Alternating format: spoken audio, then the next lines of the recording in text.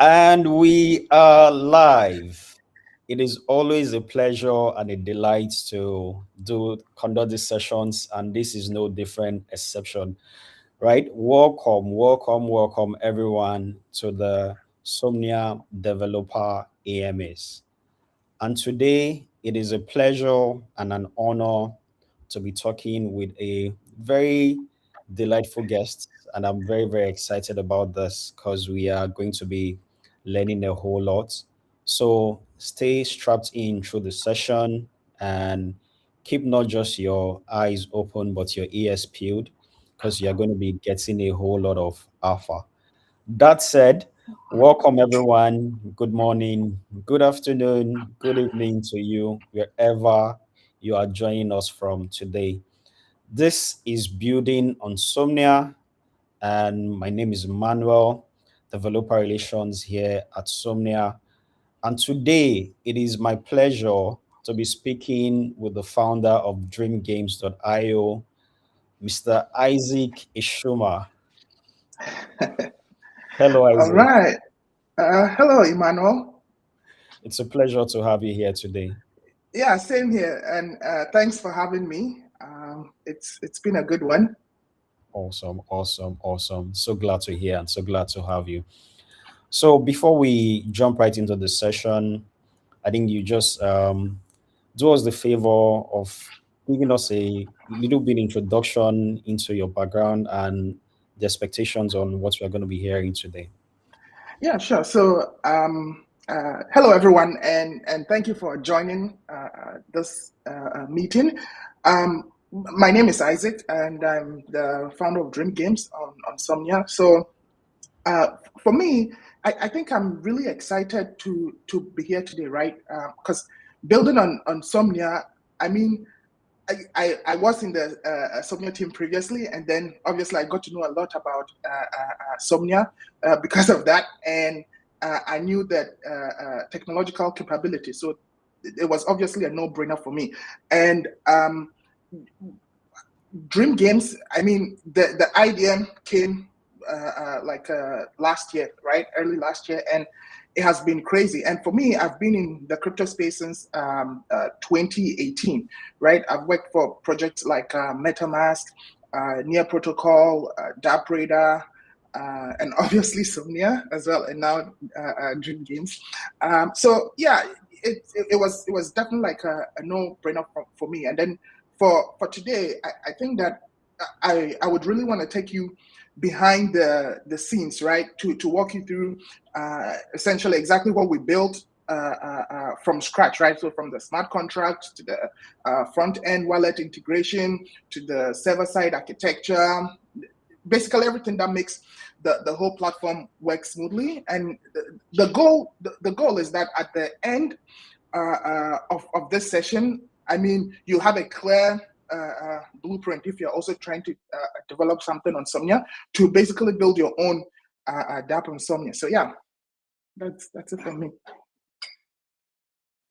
Awesome, awesome. Thank you so much for that intro, Isaac. And yes, the objective today, more than anything else, it's at the end. You should be inspired to start building on Somnia as well. And having said that, a couple of ground rules just before we go into the session. Please note that you can ask your questions using the chats under the thread in the live. Please keep your questions on points regarding the theme of what is being discussed. If you have general questions regarding Somnia and regarding the infra, we are more than able to answer that. And also, if you have any questions for the Dream Games team, please keep them coming. And at the end of the session, we'll be able to answer all your questions. Thank you very much, everyone. It's a delight once again. And I'm handing over to Isaac. Thank you very much. Yeah. Thank you, Manuel. So let me move this. Yeah, let's go to the first slide. Yeah, can you see the first slide? Yes, we can. Fantastic. All right. So, um, I'll delve right into it, right? So for Dream Games, what we wanted to do basically was that we wanted to build all these different simple games, right? Like tic-tac-toe, checkers, chess, rock paper scissors, and a lot of other game titles, right? Very basic ones that people have fun playing, and they'll also be able to kind of earn something from it, right? And so our first title, which went live last year, late last year, I think the final quarter of last year, it was Dream Checkers. So for us, Dream Checkers at its core, it's a competitive checkers where you wager so many tokens, right? And you create a game, you put up a stake, your opponent matches it, and then when someone wins, they get paid out automatically. Obviously, minus a small platform fee. But it's more than a checkers game, right? Because for us, we've built like a tournament around it. We've built a full leaderboard system. We've built an XP progression. We've built like an achievement system baked into it. So it's more like the whole 9 yards, right? And if you just want to practice also without wagering any token, there's that option. There's an mode where you can get to play against the AI with different difficulty levels, or you can also play with a friend, which is practically free. So with that one, there's no wallet needed. You don't need to connect your wallet. And the important thing to note is that this is live. It has been live since late last year, right? And this is basically like real players, real Somi, and then payouts that are real, right? And it kind of changes everything about how you have to think about building when we went through the whole phase, right? And so this leads me to the next, and why Somnia, and I think I briefly touched on it during my introduction, but I'll go a little bit deeper. Honestly, for a game like this, I think that the chain matters a lot, right? And for me, I know that the first thing that comes to mind is sub-second block times, right? So when someone creates a match or creates a game on Dream Checkers, they don't want to sit there waiting like 15 minutes for a confirmation, right? I know on Somnia the transactions they confirm like instant, right? And that's, to me, that's a very huge deal for user experience. And secondly, obviously the low gas cost. I mean, at least every single game will contain like two transactions, at least two transactions. That is the create and join. So if gas is expensive, um, nobody's going to play, right? So on Somnia, gas is like basically negligible, right? It's very low, almost close to nothing. So it was definitely like a no-brainer for me. And then thirdly, it's fully EVM compatible. Now, this is more like the icing on the cake. So if you're already a builder in the Ethereum ecosystem, you know that like with EVM compatibility, you don't need to learn anything new, right? It's just the standard Solidity, the standard Ethers, the JS standard tooling. So if you already have built on Ethereum or any EVM chain before, you then I can confidently say or tell you that you already know how to build on Somnia, right? It's not going to be anything difficult or Herculean. So that takes me to the next slide, which is the app architecture overview. So I want to give you a high level architecture because I think this is where it kind of gets really interesting. Now, for us, the whole process, we didn't get everything right up front, but we're always kind of iterating, debugging, before we finally got the final product, right? So we have three main layers. The front end is React and Vite, using Ethers, the JS basics for blockchain interaction, and then the back end is Superbase. That gives us PostgreSQL and edge functions for server-side logic and real-time WebSocket subscriptions as well. And then we have the smart contract on Somnia, which handles the tokens, right? So basically, when you create the game, it automatically picks it up. Obviously, it gets to the smart contract, and you're able to go through everything easily. So for us, the smart contract handles the escrow, the payouts, the refunds, and everything that has to do with the Somnia tokens, right? And the key insight here is that, and this took us a little bit of time to figure out. It's good to, now the decision was basically to put the logic on chain or not, right? We decided to not put the logic on chain for now, right? But in the future, that is something that we are open to doing. So for us, right, currently with the current architecture, the blockchain handles the money, and then the database handles the game state, and the edge functions are kind of the bridge that syncs the two, right? So this kind of separation is what makes the whole thing work at scale for us. Now, going deep into the smart contract, we already know that has been deployed to mainnet, and the call flow is simple. The smart contract has also been verified. We verified it. It has the green check on Somnia Explorer, and as I was saying, the call flow is very simple. A player calls the function create match and sends Somnia. So that's their stake, right? Then they get back a match ID. Then an opponent calls join match with the same match ID and sends an equal amount of Somnia, because it always has to be an equal amount, else it wouldn't work.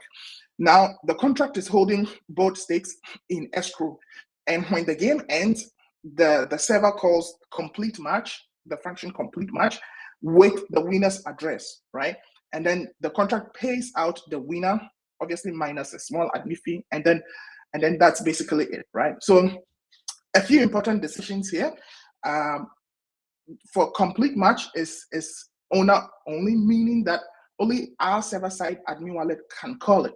So players never have to claim their winnings manually, right? At least with Dream Checkers, you don't have to claim it manually. It just comes to you automatically. You don't have to do anything. Just enjoy your winnings, like no sweat. And we also have a cancel match for games where nobody joins. So if nobody joins the match, you can cancel it yourself. That one, a pop-up, you get a pop-up in your non-custodial wallet to cancel it. Or after a while, I think it's about after 20 minutes or so, it will automatically be canceled when no one has joined, right? And we also have refund draw for draws, right? So if you play a match and it's a draw, the game would automatically detect it, and it would automatically issue refunds, full refunds, 100% refunds to both parties, right? And also we have a pause function and emergency rescue for when things go wrong. So we prepare. We know that the best is what we are hoping for, but we've also prepared in case anything goes wrong. We have measures in place to prevent it. Now, let's dive deep into the contract events, right? So now events they're incredibly important, right? So these 5 events you see here: the match created, match joined, match completed, match canceled, match refunded. So these are basically like the bridge between what happens on chain and what the app knows, right? And so we have a background edge function called index blockchain events, and this continuously indexes all these events into a database table. So instead of kind of polling every time when we need to check something, we query the database, because all this information has been indexed. So it means that our match verification page, our leaderboard, the earning history, they all pull from the database and not the chain, right? And for us, it's like it's cheaper that way, because once we index, and I think a lot of people will agree, once we index from the chain, it's easier to kind of get all the data from the database, right?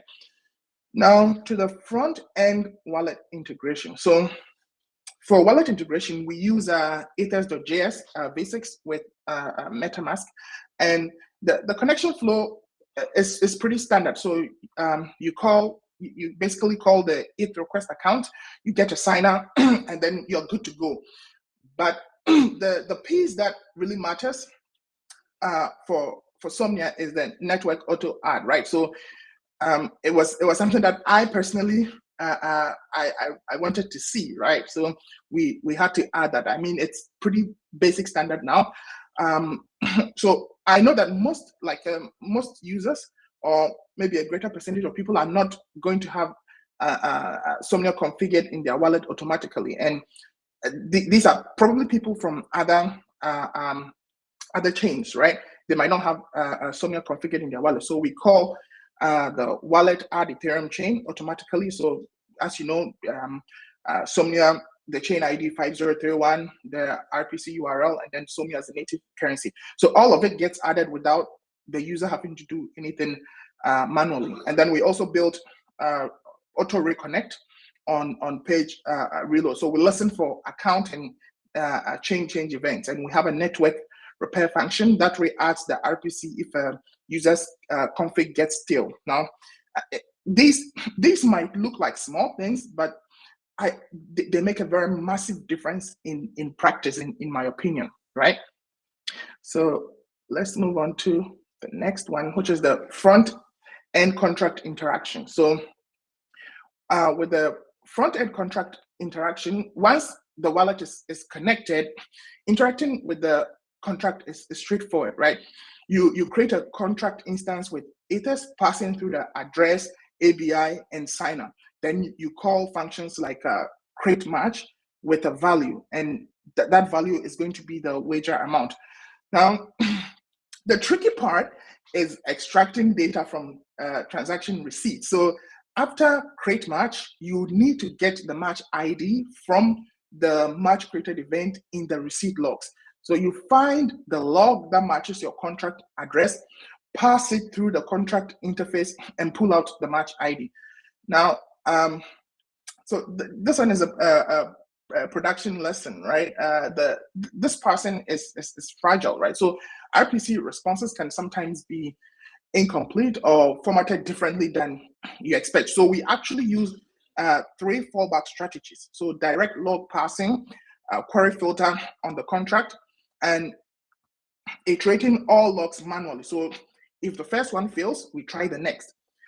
So this kind of defensive coding is basically what helps you in production, right? And make, like, it essentially shows that you are not in demo, because you have like all these fallback logic, right? Okay, so let's go to the game flow. Now I'll walk you through the complete game flow, because I think seeing it end to end sort of really helps. So let's take it this way. Let's say player A connects their wallet and creates a game in the lobby. The front end calls create match, the function create match on the contract, gets back a match ID, and saves a game room to the database with that contract match ID. Now, this game now shows in the game lobby, obviously. Anyone that goes there will be able to see current games there. Now, let's say player B sees the game in the lobby, clicks join. Their front end calls join match on the contract. Meanwhile, a back-end edge function verifies that join transaction actually happened on chain. So we don't trust the front end for this, right?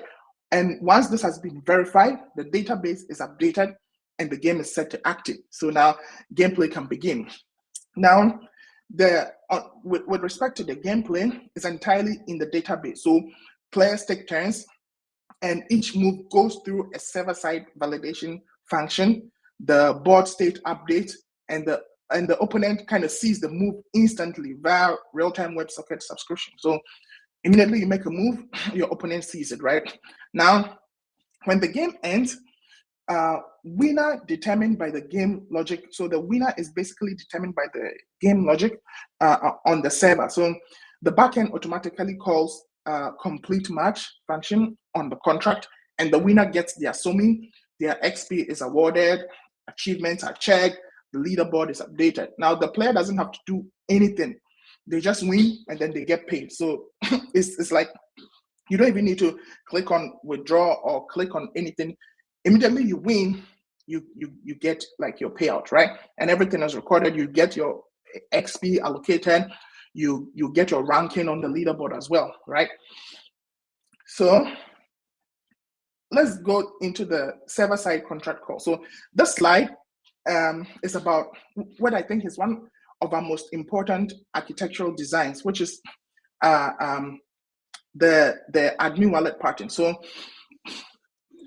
here's the problem, right? When a player wins, someone has to call complete match on the contract to trigger the payout. If the player has to do it, they have to pay gas to receive their own winnings. And to me, I just couldn't like accept that, right? That's a terrible user experience. So instead, we have a server-side admin wallet, and that's the contract owner. So when the game ends, a database trigger fires an edge function that uses the admin wallet to call the complete match, and then the server pays the gas, and the winner gets their summing automatically. And so this means that they don't need to pay any gas; they just wait, and then the summing gets into their wallet, right? Now the admin wallet's private key lives as a server-side environment variable, so it's never exposed to the front end. And the beauty of this is that payouts are fully automated. There is no claim button, no extra transaction for the user. Basically, you win, you get paid automatically, and that's it, right? So the next is the RPC structure. Now, for this one, it's an interesting one because RPC architecture is probably something you don't think about until something breaks, right? And then it breaks everything. So for this one, we use a split strategy. For the front end, we use Anchor Premium RPC that's domain whitelisted to our app. And so this means that even though the API key is technically visible in the browser, it can only be used from our domain. Nobody can steal it, right? For the back end, it's different.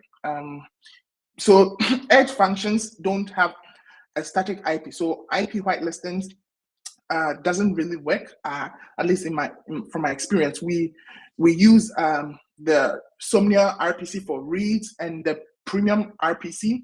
That's the Anchor RPC for writes, because writes involve money and we need reliability. So we are paying a monthly subscription for the Anchor RPC, and we also built an RPC router in our edge functions with priority-based routing. So critical operations like the payout, they use premium RPCs, right? And interactive operations use they also use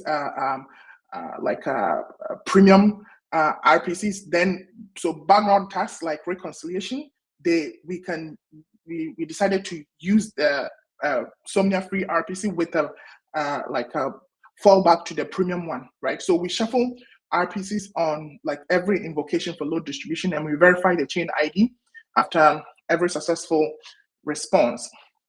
Now, reading on-chain data. When you need to read data from the chain, so like verifying that a match exists or checking its status, you definitely need a reliable pattern, right? So we use a multi-RPC fallback approach. Like I mentioned earlier, we have a list of RPC URLs, and we use them in order. So we have about 2 of them premium Anchor, and then 1 other provider, and then we obviously have the one of the free ones. So if one fails, we move to the next. And critically, we wrap every call in a timeout using promise.race, right? Because RPCs can hang indefinitely without returning an error, right? So it's important to do that. And then 2 important config options for Somnia specifically. uh, we had static network is true. So it means this tells ethers.js to skip the ETH chain ID, which saves you an extra RPC round trip, right? And batch max count is 1. This prevents batch RPC issues that some Somnia nodes don't handle well. So these are simple patterns, but they'll save you hours of debugging as we experience. Now, let's go straight into the game state management, right? Now, so let me explain how we use a database for the game state instead of bringing it fully on-chain. Moves happen every few seconds in a checkers game. So if we put every move on-chain, it would be a bit complicated. And we know Somnia is very fast, but this is more from our side, right? We think that the move would be, the UX wouldn't be so good as we have it now. So the database currently is our source of truth for the game state, which is the board, whose turn it is, the move history, and all of that kind of stuff. We have 2 main tables: game rooms for the match metadata, so that's who's playing, what's the wager, what's the contract match ID, and game states for the actual board state. So the board as JSON, the current player, the move count. So real-time updates go through Superbase real-time over WebSockets. Now, when your opponent makes a move, you see it instantly. We also have an HTTP polling fallback every second in case the WebSocket connection drops. And we also deduplicate by move count, so nothing gets processed twice, right? So in terms of the game, the chain comes in at the beginning to kind of log the fans, and at the end to basically release them, right? Now for the server side move validation. Now this is very critical for any competitive game, because you must validate moves on the server. So this is our flow, right? The client sends a move to the validate and apply move edge function. The server loads the current board state from the database, checks if it's actually this player's turn, validates the move, and it validates that the move is legal according to checkers rules, including captures, canes, multi-jumps, applies the move to the board, checks for game over conditions, and saves the new state atomically. So I think someone asked, why not just validate on the front end? We tried that at first, but we decided to change that to a more secure method, because clients can be modified. So if someone opens their browser DevTools and starts injecting moves, you need the server to reject them, right? So the server is the referee. Now, both players see the same authoritative state, and there's no way to cheat by modifying the client.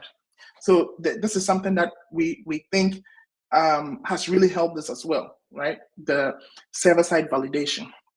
All right, now let's go to the next one, which is the automated payout pipeline. Now, the payout pipeline is probably the most complex part of our system, and it needs to be, because there's money involved, right? We have to think about the whole process, how we structured it. Essentially, it's not simple, it's very complex, right? Because it has to be to ensure that there are no loopholes. So when the game ends, a database trigger fires automatically. Now, this calls the process payout edge function, and that function verifies the game state, checks there's a winner, both players are set, the game hasn't already been paid out. Then it gets the admin wallet signer, calls the complete match on the contract, waits for the receipt, and updates the database. So the question you might be asking is, what happens if it fails? We have retry logic for failed transactions. We have reconciliation cruns that run periodically to catch any missed payout. We have a dead letter queue for payouts that permanently fail, so we can investigate manually. And we have a transaction queue with nonce management, because when you're sending multiple transactions from the same wallet, nonce collusions will absolutely happen. So the point is, when money is involved, you need multiple layers of resilience, right? A single edge function call is definitely not enough. You need like so many different fallbacks for every scenario, and to make sure that everything will be reconciled at the end. Okay, now for the tech stack summary, I'll say a quick summary of the full stack is React and Vite for the front end with TypeScript, Tailwind for styling, Ethers.js v6 for the blockchain interaction, MetaMask for wallet connection. So another thing is with the contract deployment. I mean, this is just something I'm chipping in at because I think I forgot to mention that there are several ways that you can deploy, right? I think you can use hard, you can use Foundry, but for us, we use the Remix IDE, which was pretty easy. I think we use the injected MetaMask, so this is pretty simple and straightforward for us, right? So back to the tech stack summary. So we are using edge functions in Dino for the backend logic, Solidity for the smart contract, and then the Somnia mainnet as the settlement layer, right? There's nothing exotic here, right? That's intentional because we used battle tested tools, so we could focus on the product, right? Instead of kind of fighting the infrastructure. So we are getting close to the end. I think that these are things that would really help others who are trying to build, right? So some of the lessons that we learned, number one, RPC reliability matters more than you think, right? Always make sure you have like fallback RPCs, always use timeout, and then always use static network true on Somnia. And then number two, well, this one is it's kind of a tricky one, but if done right, that's going to be like the best use case, right? But for us, probably if we do have like the high-end technical capability, of course, it's something that we're definitely open to doing. But putting game logic on chain requires a high level of expertise, and at this point, we thought that having it as a database would work much better. So yes, that is what we did. You don't, as a developer, you don't need to put everything on chain right from the get-go, right? It is something you can ease into. And then number three, we also have the server-side admin wallet pattern. So the admin wallet pattern is a game changer. So you let the server pay gas for payouts. Players definitely hate paying gas to receive their own winnings. If it was me, I wouldn't be too pleased about that. So yes, we didn't do that. And then number four, index blockchain events to your database, query the DB, and it's in my opinion, it's faster and more reliable. And then number five, always add network auto add. It's essential. You might think that it's not, but users will not have to manually configure Somnia in their wallet. So just do it for them, right? And then have them just click the button to add it automatically. And then number six, transaction receipt parsing is fragile, so always have fallback strategies. And then number seven, the final one, nonce management is hard. So when your server sends multiple transactions, there's a high probability that you'll hit nonce issues, right? So plan for it from day one. This is like being ready, preparing for the best, expecting the worst, right? Being ready for any scenario. And I mean, in terms of the architecture patterns for reuse, I mean, there are 4 patterns, right, that you can directly reuse for your own project. So pattern 1, the escrow game contract. So any competitive game can use this: poker, chess, card games, anything. So it's create match, join match, complete match. The contract holds funds until there is a winner. Now, pattern 2, the split RPC architecture. So front end gets a domain whitelisted premium RPC. Back end uses free RPCs for reads, premium for writes, right? And so I think this is like secure and more cost effective if you don't want to pay a lot of money for premium RPCs. This helps you a lot. And then the pattern 3, I think the database plus blockchain hybrid is really good. And fast game state in the database with real-time sync also helps a lot. And make sure that all the money operations are on chain for trustlessness, right? That is the best, right? And edge functions kind of bridge the two. And then pattern 4 are the automated payout pipeline. So database triggers, edge functions, contract calls, retry logic, reconciliation, dead letter queue. Players don't need to claim; they just kind of get paid. So make sure it's easy for them, right? And there's no hurdle for them, right? I mean, these patterns they aren't specific to our DApp, our project. You can use them for any DApp on Somnia, right? So getting started, if you want to start building right now, I think that here's the quick part, right? You can spin up a new React project with Vite and TypeScript, install Ethers V6, and then configure the Somnia network, deploy your contract. Somnia is fully EVM compatible, like I mentioned, so your standard Solidity deployment workflow works unchanged. Then connect your front end to the contract, create a provider from the browser wallet, get a signer, instantiate your contract, and then you're on making on-chain calls, right? So that's really it. You can basically go from 0 to a working DApp on Somnia in an afternoon, right? And so yeah, that's basically it from me. And I think this should prove really insightful if you are building on Somnia. So happy to have been here. Wonderful, wonderful. You can practically go from zero to building a DApp on Somnia in seconds. No better words said. I don't think there's any other better call than that for building in the EVM space. Thank you so Yeah, much, Isaac. Thank you so much. you're most welcome. This has been a masterclass in knowledge sharing,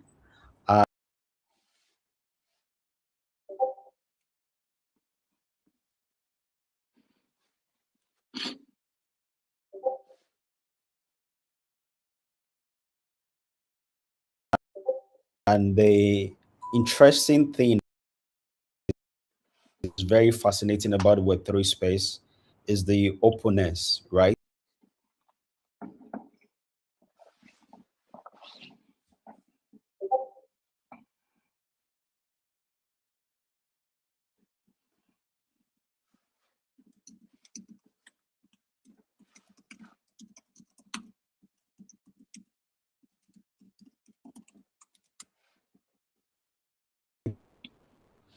We are building in the Web3 space. You get to have this open knowledge sessions, right?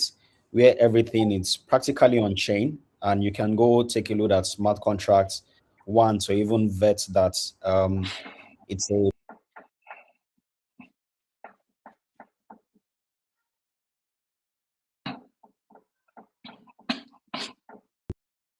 platform that you can use. And questions from the community, please feel free to drop them in the chat. But we are going to be wrapping up this session very soon. You can always access the recording here or on YouTube. But just before we go, Isaac, I just want to quickly ask a question about the app architecture, right? You did mention that for building out from the scratch, developers do not have to prioritize having all the entire app structure on chain. They can still use some Yeah, traditional DB to like manage some of that process. So in terms of a percentage split, can you advise on how much percentage you advise developer can keep on chain for a start and how yeah. much? So mhm. I'll definitely say that for any of the parts of the app that has to do with money, it has to go on chain. So that's the first thing. And so if 50% of your DApp has to do with like money, right? maybe trading, has to do with swapping, then you know that a greater percentage of it has to be on chain. So in an instance like that, I'll say definitely 70% on chain, then maybe 30% DB. But for something like ours, where um, we knew that for the game itself, it doesn't necessarily have to be on chain, right? We could put it on chain, but it doesn't necessarily have to be on chain. The most important part, which was the money flow, the payout flow, is what we put on chain, because it needs to be trustless. And so for us, that was it. Yeah. Keywords, they are being trustless. And thank you for sharing that, Isaac. Yeah. So just a heads up to developers that are building. You may have received from us the newsletters, and then you must have seen it in the reports, and you may have read about it on the blog.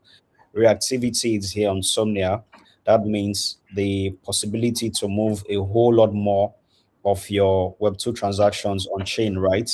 And then that would be rolling out. And then you're going to see a lot of updates in that regard in no distant time. So keep your fingers crossed, because those are exciting, really, really exciting updates coming on Somnia.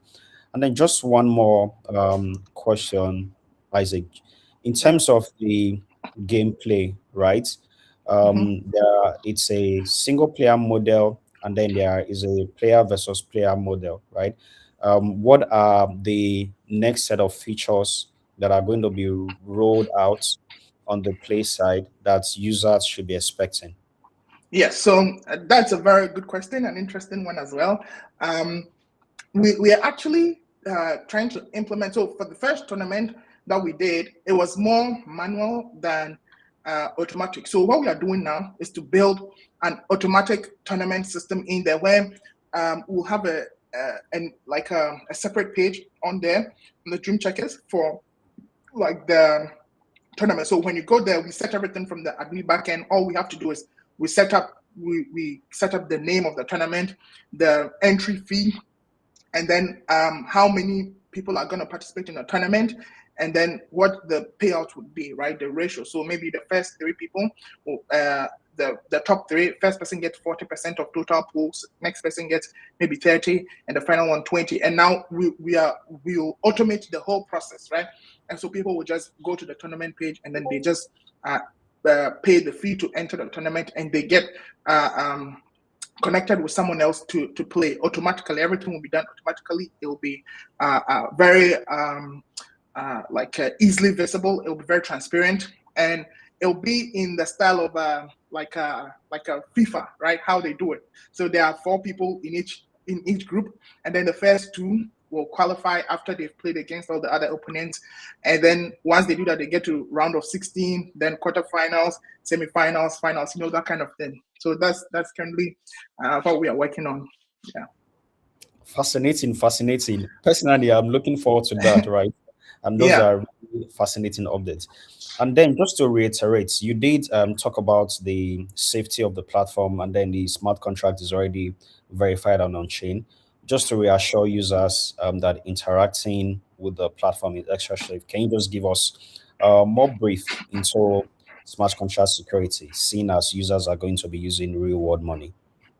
Yeah, so we've guarded it against all the usual pitfalls, like re-entrancy, all the simple ones that you think that people might try to hack, or might try to game, right? So we've made sure that we've covered all our bases. We've it went through like a lot of audits internally, and we made sure that, like, in terms of like how safe it is, or how secure it is, it's all the loopholes have been sealed, right? So for us, before we even came live, we we stress tested it. We went through like every single line of code, right, to make sure that there is nothing seeping through. So yeah.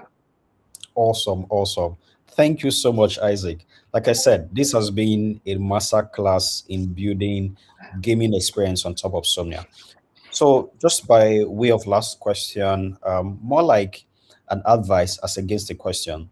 You have shared your experience building on Somnia and how it has been positive, given how fast the chain it says, how delightful that experience has been. So, just as a way of advising developers that are considering porting their games to Somnia, what would you say to them, and any specific advice that you'd have that may you feel would be of benefit and value to them? Yeah, I'll tell them, come quickly. You're wasting a lot of time. Come quickly. Subs and fees, like transactions, like happen like almost instantly, right?